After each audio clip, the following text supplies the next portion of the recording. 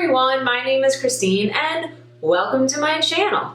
In today's video, I am going to talk about the time that I was granted a wish from the Make-A-Wish Foundation. Now this was 12 years ago, so it was a little while ago, but it was truly an experience of a lifetime, and given my wish happened back in June, I was getting all those memories of me being back experiencing my wish, and I decided I might as well make a video about it. I do have common variable immune deficiency, which qualified me to make a wish with the Make-A-Wish Foundation. I think one common misconception people have about who qualifies to make a wish and who doesn't qualify to make a wish is a lot of people think that in order for a child to make a wish, they have to have a terminal illness. That is not correct. And that is something I actually thought, mainly because when I was in middle school, I performed at the Wish Village in Disney World, or outside of Disney World, before I was diagnosed with my illness. And I was told back then that all of the kids there were terminal, and no, that was incorrect. It wasn't until I was actually 17 and a half, I was at my doctor's appointment, and he said to me, "You know you're eligible to make a wish, but once you turn 18, you're no longer eligible, so you might as well do it." And yeah, of course, I wanted to do it. So you don't have to have a terminal illness to make a wish. You do have to have a life-threatening illness, which common variable immune deficiency does qualify as a life-threatening illness, and you have to be under 18 years old. I was 17 and a half, so I was eligible to make a wish, and it was like one of the most amazing experiences of my life. I will forever be thankful for the foundation for what they did for me. Before I get into my specific wish, just for anyone who is curious, when you get a Make-A-Wish, what happens is you get assigned a specific wish grantor.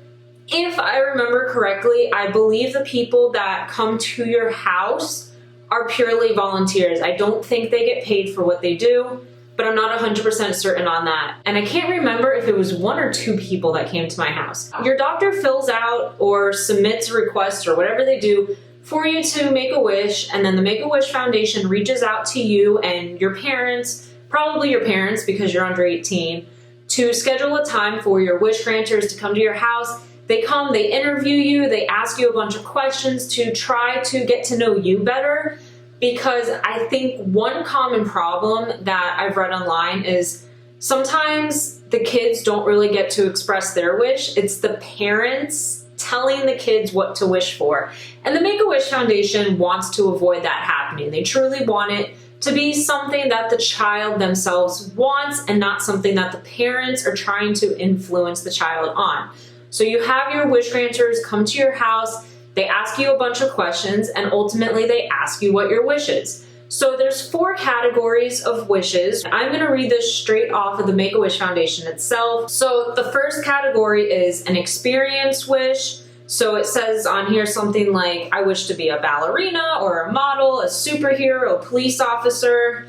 The second type of wish is a travel wish. So I wish to go to Orlando, Hawaii, Europe on a cruise. The third one is a celebrity wish, such as I wish to meet a sports idol, a favorite band, a movie star. And the fourth one is an object wish. And it says such as, I wish to have a shopping spree, a room makeover, my very own computer. Those are the 4 categories. In my mind, I was 17 and a half, so I wasn't a young kid.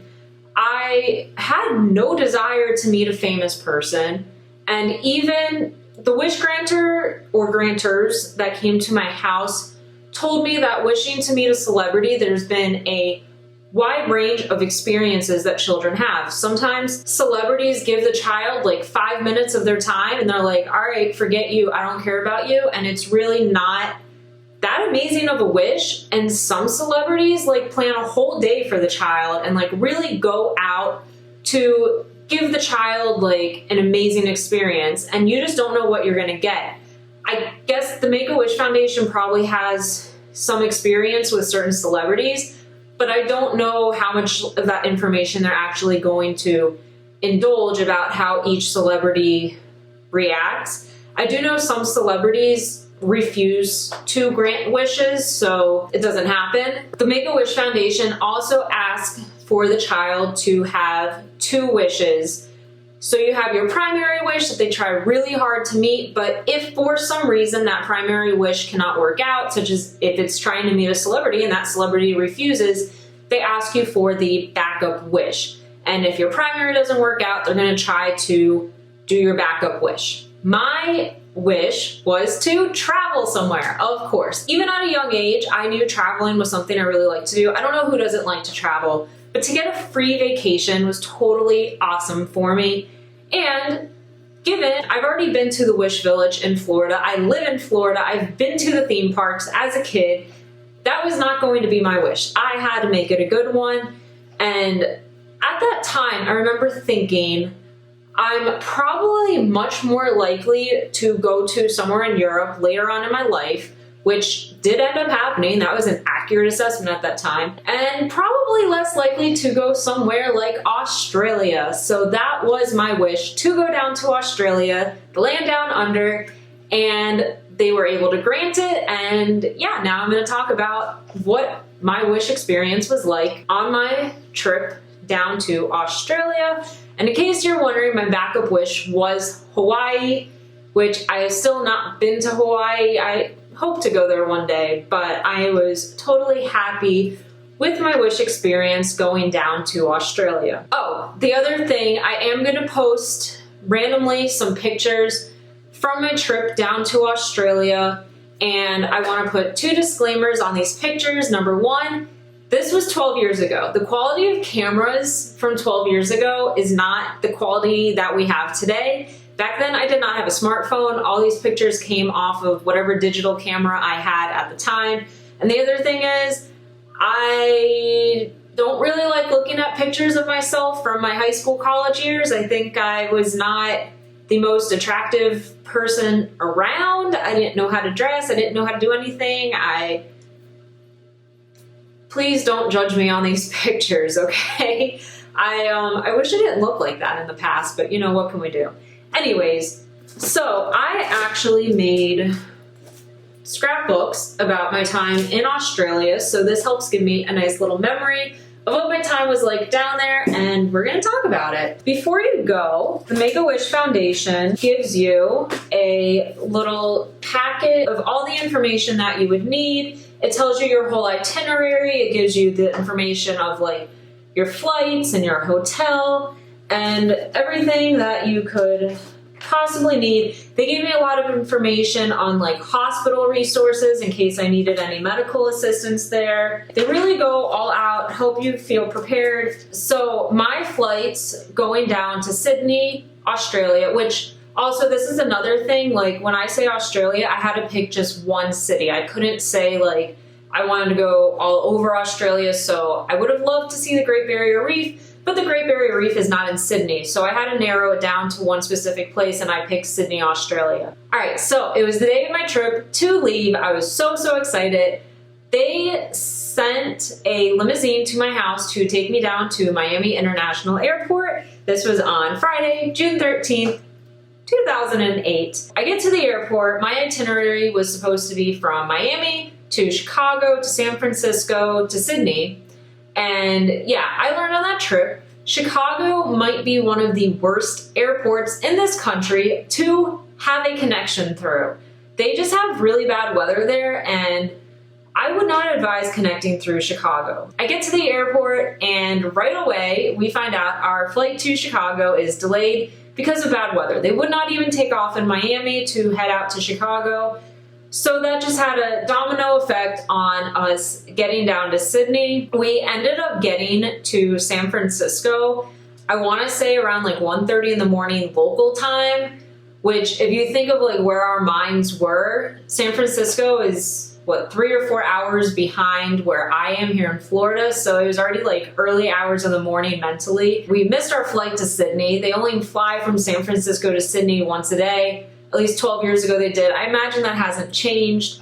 And the flight was around 10 p.m. So we missed our flight to Sydney, and we had to spend the day in San Francisco carrying around our carry-on luggage, which I mean, it wasn't the end of the world. I had never been to California, so I got to see a city in California. Something that did shock me about San Francisco, it was June and it was cold outside. Like, I didn't know it was supposed to be cold there in June.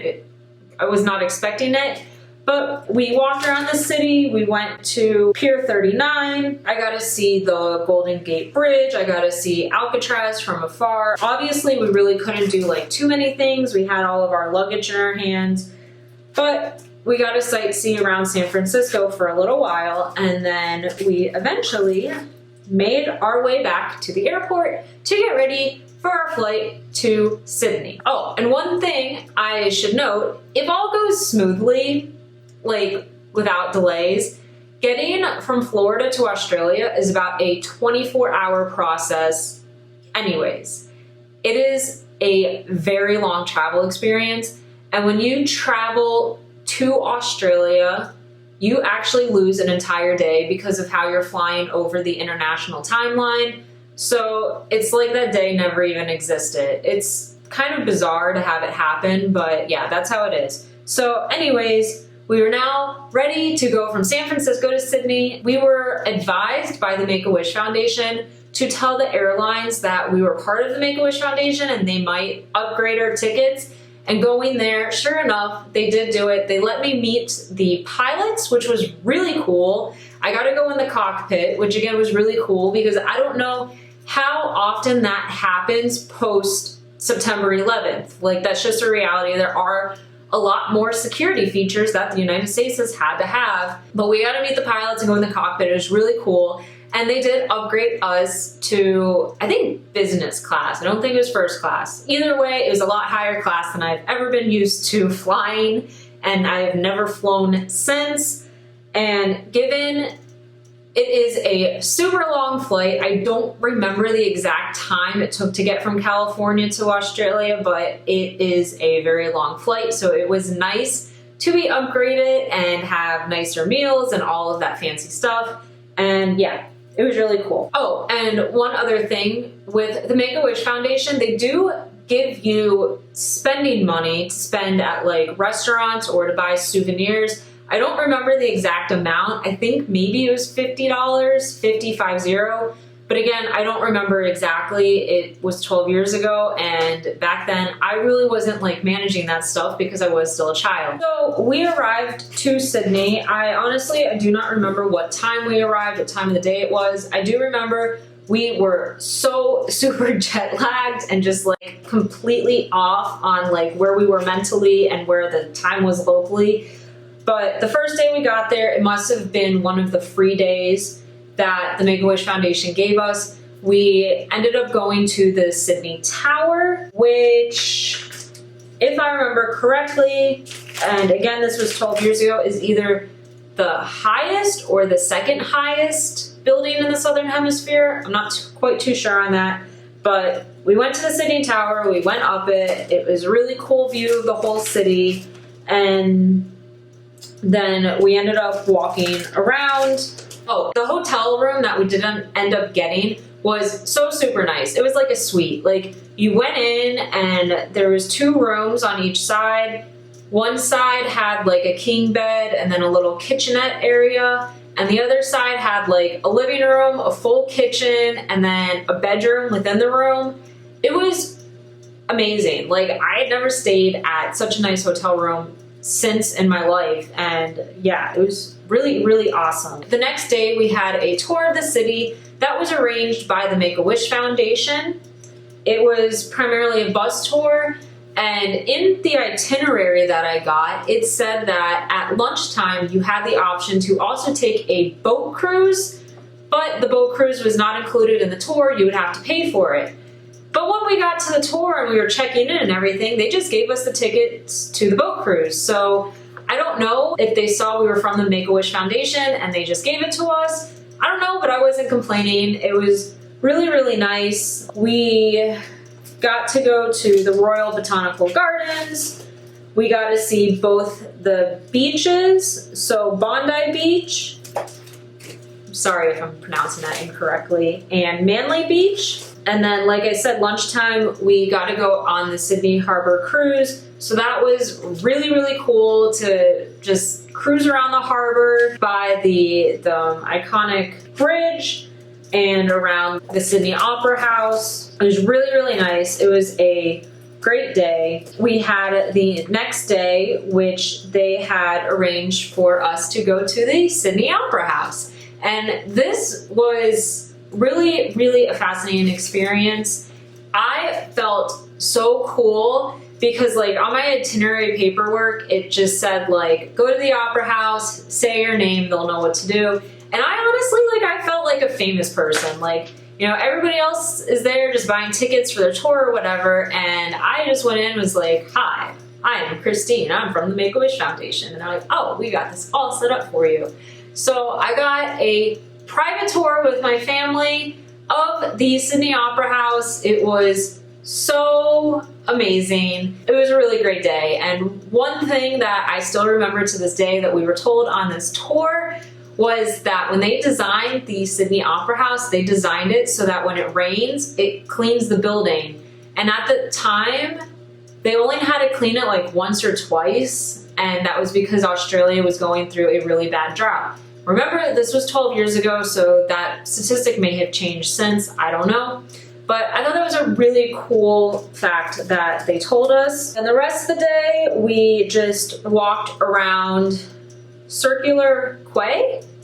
I can't remember if that's pronounced correctly. We walked around more of like the Royal Botanic Gardens and just got to sightsee some. I got to switch books. I actually had so many pictures from this trip that I made 2 books. So yeah, continuing on with my story, the next day was my 18th birthday, and how cool was it that I got to celebrate my 18th birthday in Australia. I got to turn 18. Gosh, what is the time difference? Like, I don't remember the time difference, but I got to celebrate my 18th birthday earlier than I would have in the United States. And the other exciting thing is the drinking age in Australia is 18. Not sure if that changed. It was 18 when I turned 18. So I got to go out that night and order a cocktail and buy a bottle of champagne, which for an American, that's pretty cool because I knew going back home I wouldn't be able to do that for another 3 years. But it was a fun, amazing birthday. But what did I do on my birthday? I went to the Taronga Zoo in Sydney. And again, it was cool because I got a private tour of the zoo. So going to the zoo, I had to take a ferry, and it was a really nice ride from wherever I was staying to the zoo. And then I had my private tour guides that showed me some areas around the zoo. They didn't take me throughout the entire zoo because, I mean, it's pretty large. But then they took me like backstage, and I got to interact with some of the animals. I got to pet a koala, which was awesome. And that koala was actually still in training to interact with guests. And I was the first like non-zoo employee to get to pet that koala, which was pretty cool in my mind. I don't know if anyone else thinks it's cool. But I got to hold some of the animals. I got to feed a wallaby. I got to hold a python. That was pretty cool. Yeah, I got to see a lot of really cool animals there. I got to see kangaroos, obviously. You know, and then after we had our private tour with the tour guides there, we just got to spend the rest of the day in the zoo looking at all the animals, and it was a fun day. One other thing I remember about Australia is they have a species of penguins called the little penguins. They're really cute. They are, if I remember correctly, native to the area and actually swim around the harbor. I don't know. If anyone's in Australia, maybe you can correct me. I might be wrong. So yeah, we got to spend the day in the zoo. It was really awesome. And then that night I got to go out on the water, out to dinner, celebrate my birthday, and order my first cocktail. And then we went and bought a bottle of champagne. I opened my bottle of champagne in my room. And yeah, it was a really nice 18th birthday. I cannot complain. So the day after my birthday was another like free day. that they gave me so we could do whatever we wanted. We ended up going to the Chinese gardens and to Luna Park, and then just walking around. I wrote here, walked around Darling Harbor and Cockle Bay. So it was another nice day of exploring the city without having like a set schedule of plans. Luna Park was pretty cool. It's like a permanent carnival. We went on the Ferris wheel and yeah, we had a good time. Oh, and then I remember one other cool thing that night. We went out to Tony Romo's, and I remember looking in the menu and it said like they were from Florida in the United States, and I was like, that's where we're from. The next day we went to the Sydney Aquarium and we got to walk around. They were the only place that didn't really do anything like special for us other than just give us free admission. But I'm not complaining about that, so I don't want to take that as me complaining, because I'm not. It was really cool going around the aquarium. They did have at the time a Finding Nemo tank, so they had like all the fish that were the specific species that you would find in Finding Nemo, which was cool. A little side tidbit of me, Finding Nemo actually has like kind of a different meaning to me, because I remember when Finding Nemo came out, I was like, why would I want to watch this movie? And then that was around the time that I started getting really, really sick. And the first time I actually watched Finding Nemo, or watched like a good chunk of Finding Nemo, was in a doctor's office waiting room. And I must have been in that waiting room for like an hour. And I watched a good portion of the movie sitting in that doctor's office waiting room. And I fell in love with the movie. And so I ended up renting it because I wanted to watch the rest of the movie and watch the beginning that I had missed. And Finding Nemo had become a movie to me of just like showing what I had gone through on my experiences of being a sick child, and where I was able to progress to, if that makes any sense. I don't know, but I haven't seen Finding Nemo now in probably over a decade. I did see Finding Dory. I took my niece to watch Finding Dory, but it's just a movie that kind of has like a nice memory for me. We did get to see seals, and we got to see sharks, and we got to see the little penguins. So that was my last full day in Sydney. I do have in here, I guess this was my favorite soda I had in Sydney. It was a creaming soda. I don't know. I have a picture of the wrapper. Probably not something I would be drinking today if I went back there, but back when I was 18 I liked it. And then I have here a $5 bill. Yeah, they call them dollars.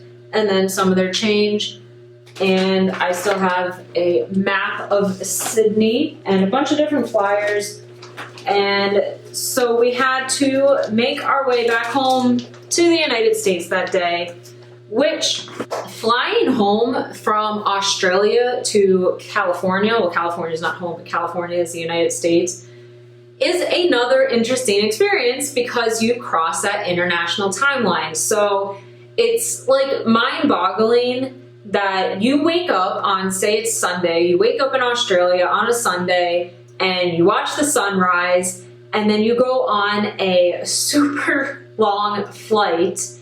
And I remember while being on the flight, we did start seeing the sunrise again, but it's something like 12 hours later, you're watching the sunrise for the exact same day. It is now again Sunday morning in California, and you already experienced Sunday morning over a half a day ago, and it's just like a weird thing to wrap your mind around. Going home, we also had issues with our flights. Again, Chicago, don't connect through Chicago. We went Sydney to Los Angeles, which getting into Los Angeles was not a piece of cake either. There's like issues with you have to go through customs, then you have to re-go through security for a domestic flight, and I just remember being a huge headache, and at some point like waiting outside, and we almost missed our flight to Chicago, and due to the kindness of strangers, they like let us skip the security line.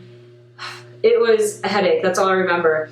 But then we got to Chicago and that flight was again delayed. I didn't get back into Miami until like 1:30 in the morning local time, and they lost our luggage coming from Chicago to Miami. But thankfully, the limousine driver from Miami to take me home waited for us. So we still got a ride from the airport back home. That was really, really nice of that company. The time in Australia was so amazing. The flight's not so much, but the time in Australia was just phenomenal. I still can't believe that I did this. And I mean, the Make-A-Wish Foundation goes all out to make the wish like the best time ever. The strides that they go through to give a child just a moment of happiness when a child has to go through all these medical tests, dealing with the diagnosis, the fears, and just a lot of crappy stuff you have to go through in your childhood when you are dealing with an illness.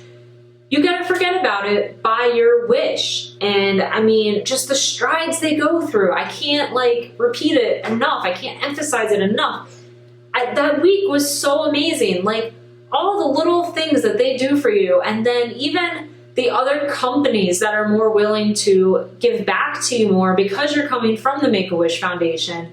It is truly amazing, and it is reminding me, talking about this now, I really should do more volunteering or donations to the Make-A-Wish Foundation. I used to do it when I was in college. I was actually a part of a Make-A-Wish club when I was in college that helped raise money for the foundation, but I'll be honest, I haven't really done much since. Once some of the stuff that's going on in the world right now starts to calm down, I would like to start giving back more to the foundation, even if it's just donating money, because they are such a wonderful foundation, and I am forever thankful for what they did for me as a child. And to this day, I look back to this wish, and it was just like the time of my life. I mean, I don't know if I'm ever going to go to Australia again in my life. It's really far away. I had such a wonderful time. Anyways, that is it for this video. I am done talking about my week in Sydney, Australia, and I hope you enjoyed this video. And if you did, you can give it a thumbs up.